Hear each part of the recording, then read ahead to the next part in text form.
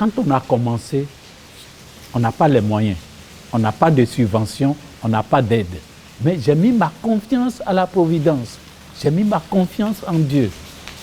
Au début, dans la petite chapelle, on avait à peu près 40 malades. On avait pris quelqu'un au dehors qui venait faire leur cuisine, leur nourriture. Mais un jour est arrivé, je n'avais pas 5 francs pour payer la dame. Et la dame commence à menacer de partir. Je ne savais pas quoi faire. Alors, j'ai appelé les malades qui étaient là. Je les ai réunis tous et je les ai dit, priez beaucoup, beaucoup pour moi dans ces jours-ci. Parce que la situation devient difficile. On ne sait pas comment payer celle qui fait votre cuisine, elle risque de partir. Quand j'ai dit ça, il y a un malade qui s'est levé. Il dit, vous demandez de prier pour vous. J'ai dit oui. Je vais vous dire une chose. Quand j'étais dans la rue, je ne pourrais plus jamais penser qu'un homme allait encore m'adresser la parole si ce n'est pas pour me jeter des pierres. Je ne pourrais plus jamais penser qu'un homme allait jusqu'à venir me tendre la main.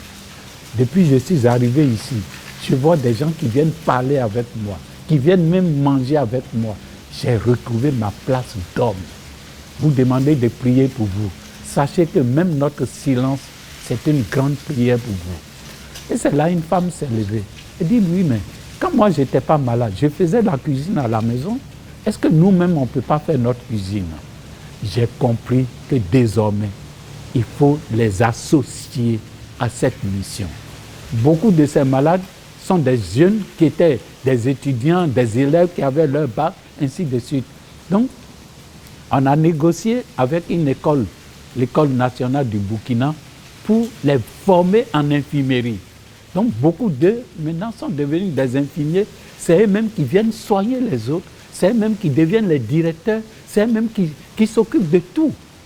C'est-à-dire, des gens qui étaient totalement oubliés, abandonnés. C'est eux-mêmes aujourd'hui qui deviennent les mains et les pieds de Dieu pour s'occuper des autres. C'est eux-mêmes qui prennent la voiture pour aller dans les rues, pour prendre les autres, pour venir les soigner. C'est eux-mêmes qui vont dans les villages pour aller déchaîner les malades, pour venir les soigner.